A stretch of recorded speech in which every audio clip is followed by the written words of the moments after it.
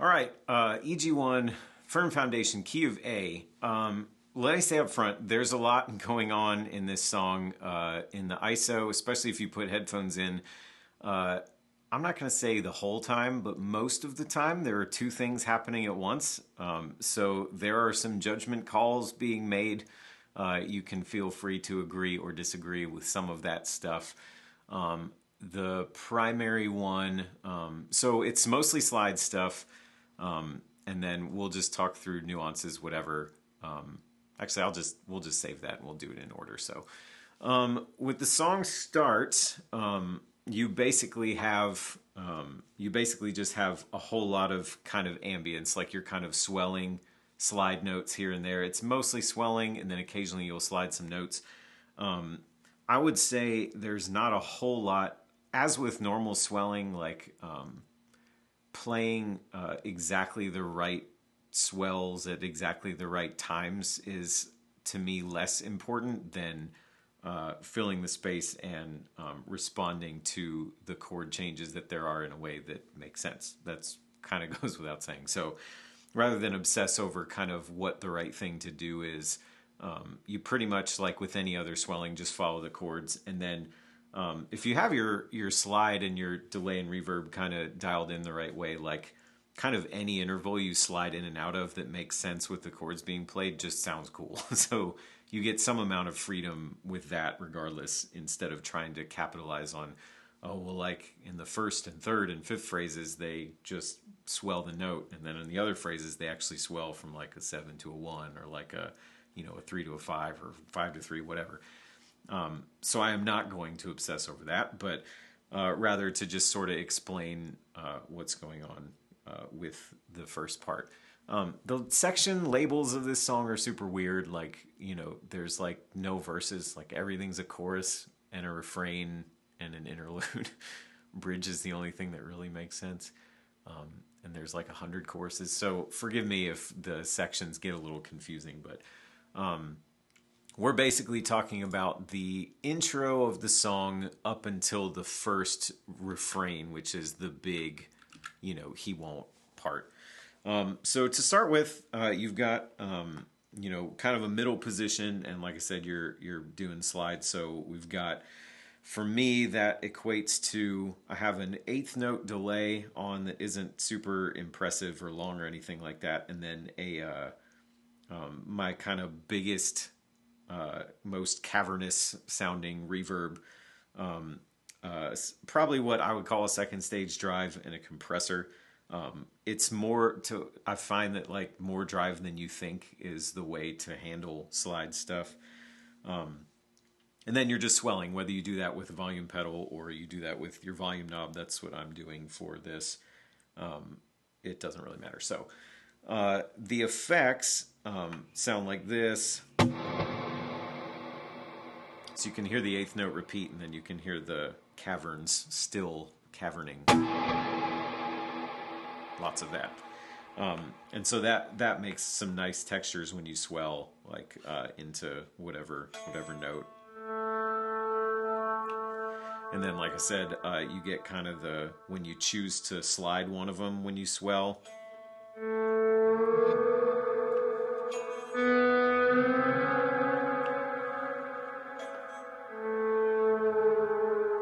Like they all sound cool, so you really can't lose. So you're just really swelling around all of that. You can also just swell kind of what you'll play later, kind of the basic A-shape chords as they follow the song.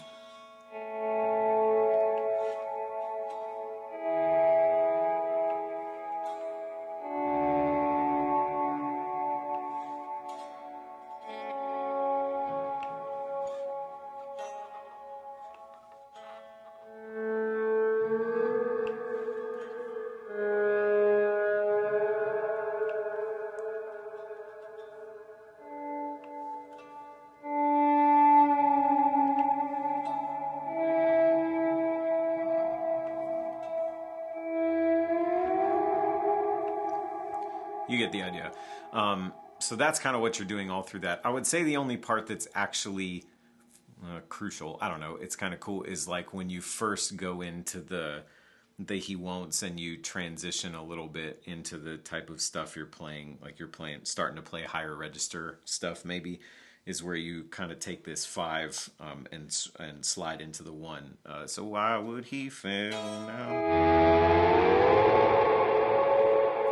That kind of deal right there. And then into the he won't. That kind of thing. I'd say from that point on, you're kind of transitioning to swelling up in a higher register.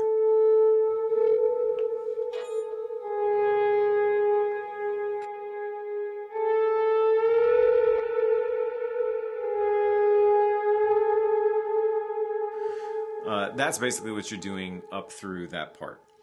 The next section is where you get into kind of the big nasty slide thing. So basically, I'm leaving that 8th note delay for me, the kind of subtle one, on for the whole song because that seems to work pretty well.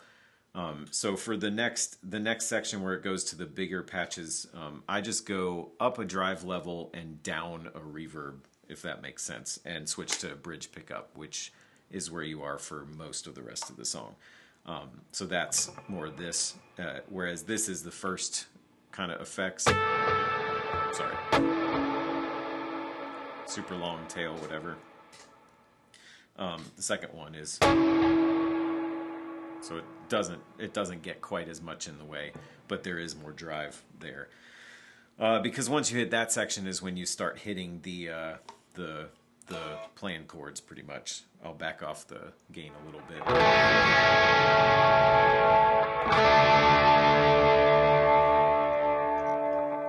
And then your hook is this kind of deal right here. You're on the G string, and to me the D string as well, just for the last note.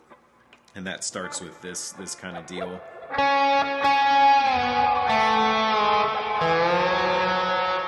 So that last note is on the D string, so you can hear the... Then the second half, you can stay on the G string the whole time and do...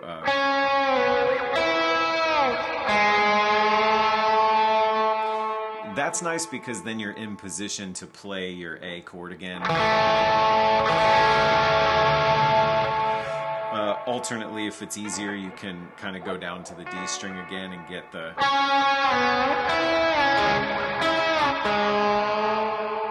me try that again. It's a little tough to change strings sometimes, so whatever you think is better there. So the first time, that's all your hooks. Every time you play the hook of the song, that's kind of what you're doing, and you'll do that multiple times. That'll be through all the refrains, of which there are 3. And then when you hit the choruses, you start to switch to more chords, which kind of, I think goes kind of from a low A and then up to a high one.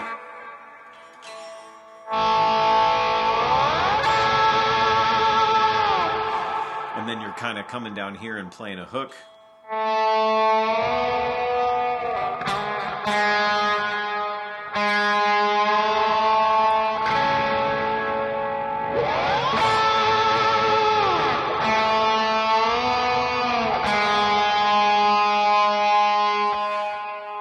This is another judgment call place. I would play, for chorus 1, I would play that same thing twice. I would play low A chord, high A chord, and then the and then do it again.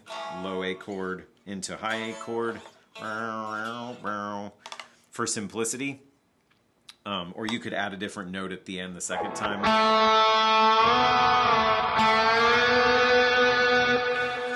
Something like that to lead into the next section. For chorus 2, I would also play the same thing twice for simplicity, which is D chord, A chord, and then high. And then you're kind of playing that same riff you played down here, up here.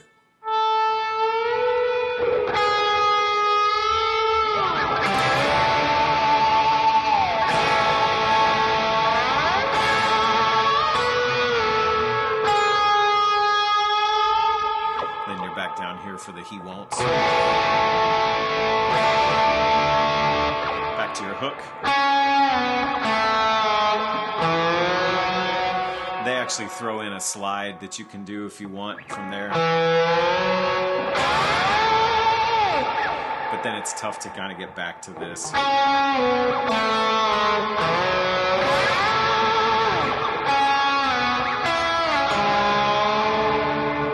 That's the switching strings version.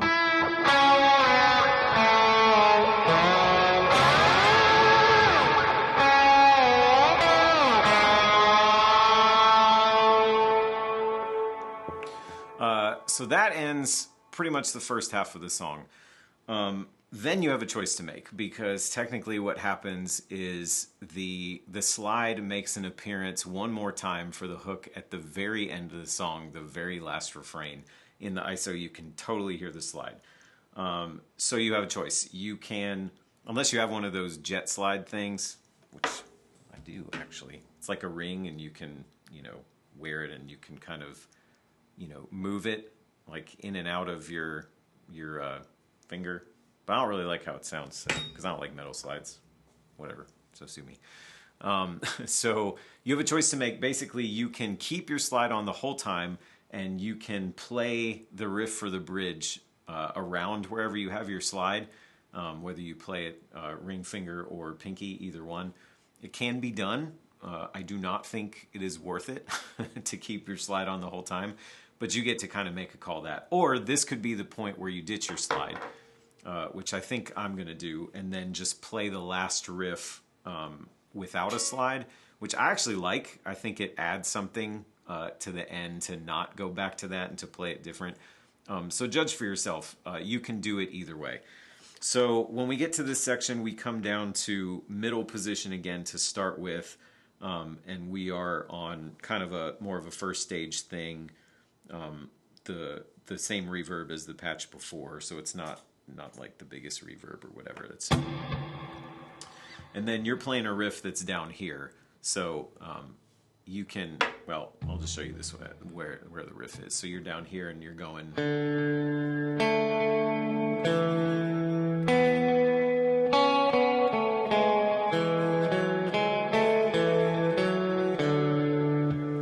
That's what it is every time.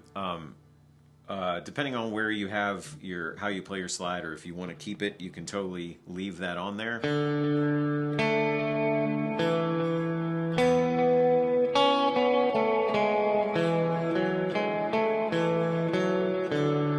It's just like a little awkward, and again, like I said, I don't find it to be terribly worth it, so I just play it without it.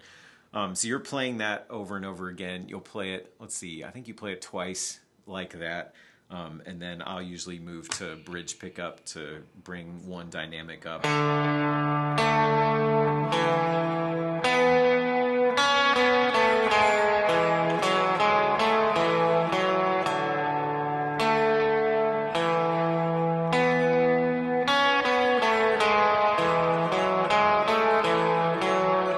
And then eventually I'll kick on all the drive that I'm going to use for the rest of the song and play it big.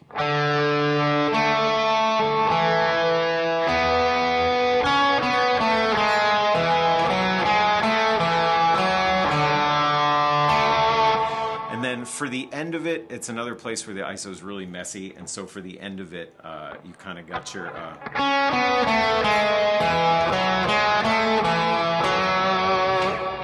you can add a note to transition.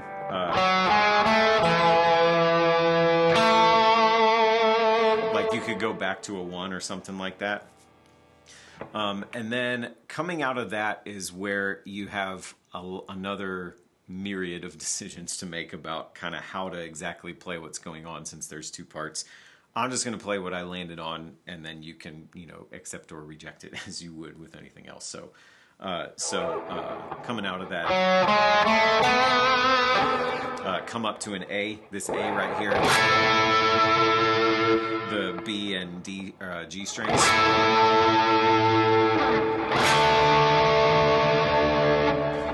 That's down to a D, same shape, just slide it down.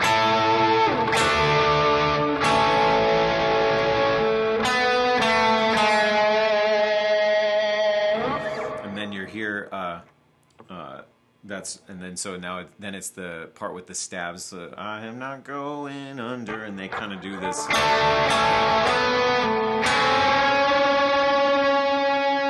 Which is fun. So you got your D chords basically. Again, your B and G strings here, and then down to the A shape, and then strike this, then bend. Everybody loves bends, so I would make a point to play that part.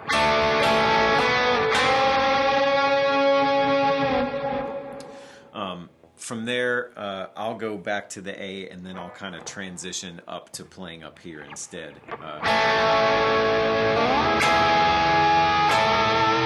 And then I'll just play chords around here.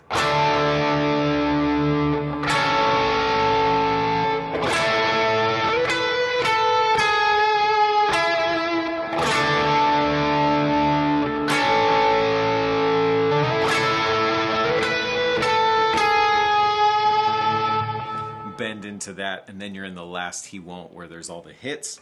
I'll play that up here just because EG2 is playing that as a power chord. That's again, the ISO I think is kind of more in power chord land, but again, there's a slide happening at the same time. So I'll come up here for the hits on the He Won't.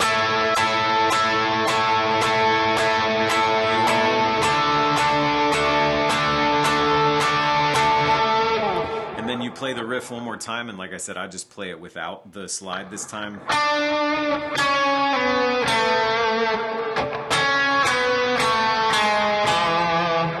like that though. Let me turn off my mic there.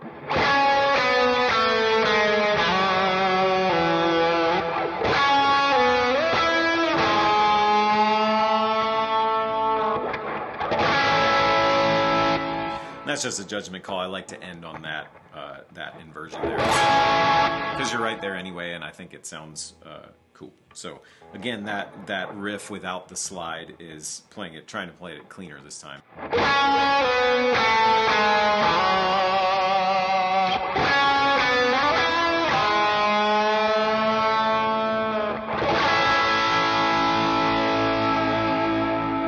then you can kind of end the song that way. So. Lots going on. Sorry about the length and everything else, but hopefully that is helpful. And I hope I didn't leave anything out. I sort of feel like I left something out and didn't explain something, but I think we covered all the parts. So let me know if you got questions.